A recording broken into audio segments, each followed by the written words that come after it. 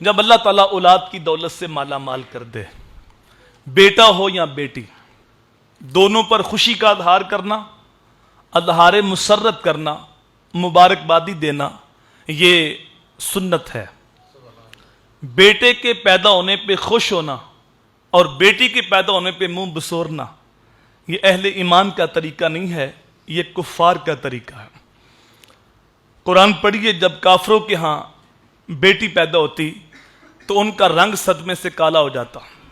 اذا بشر احدهم بالانثى، جب ان کو خبر دی جاتی کہ بیٹی پیدا ہوئی تو ان کا رنگ کالا ہو جاتا۔ اتنی بات یاد رکھ لو، اگر بیٹی اچھی شے نہ ہوتی تو اللہ اپنے نبی کو 4 بیٹیاں کبھی بھی عطا نہ کرتا۔ بزرگ تو کہتے ہیں جس کو اللہ نے خوش کرنا ہوتا ہے اسے بیٹا عطا کرتا ہے، اور جس پہ اللہ خود خوش ہوتا ہے اسے بیٹی عطا کرتا ہے۔ اور میرے حضور نے فرمایا تم بیٹیوں کو برا نہ کہو، میں بھی بیٹیوں والا ہوں۔ تو جب اللہ تعالیٰ نے اپنے محبوب کو 4 بیٹیاں عطا کی تو بیٹی آنگن کی آبرو ہے، بیٹی گھر کی 4 دیواری کی رونق ہے، اور جس گھر میں بیٹی پیدا ہوتی ہے وہاں رحمتوں کا نزول ہوتا ہے۔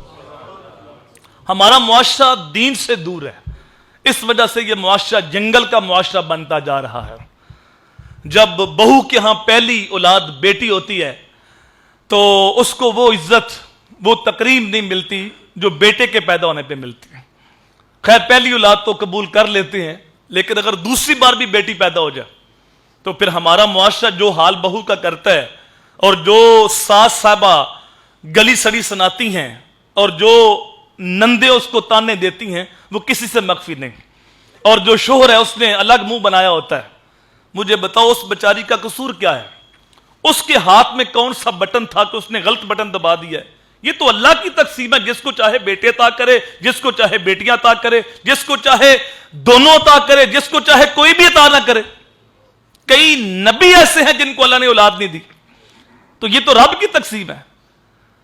اور کتنے ایسے لوگ ہیں کہ کچھ بہو کو تانا دیتے ہیں کہ اگر دوبارہ بیٹی ہوئی تو ہم تمہیں طلاق دے دیں گے، اور کتنے لوگ ایسے جو طلاق دے بھی دیتے ہیں، اور کچھ اس قدر گرے ہوئے لوگ ہیں کہ الٹرا ساؤنڈ کے ذریعے معلوم کراتے ہیں بیٹا کہ بیٹی، اگر بیٹی ہو تو اس کو ضائع کرا دیتے ہیں۔ تو یہ بھی اولاد کا قتل ہے کہ نئے طریقے کے، یہ جدید طریقہ اولاد کو قتل کرنے کا۔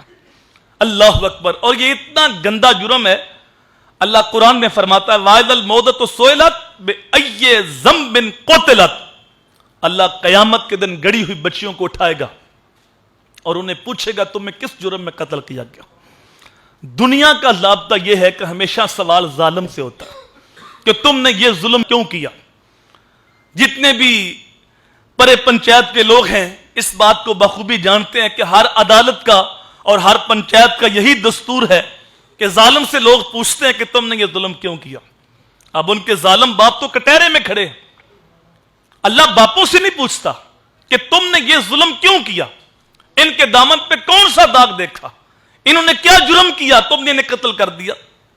اللہ بچیوں سے پوچھتا تمہیں کس جرم میں قتل کیا گیا۔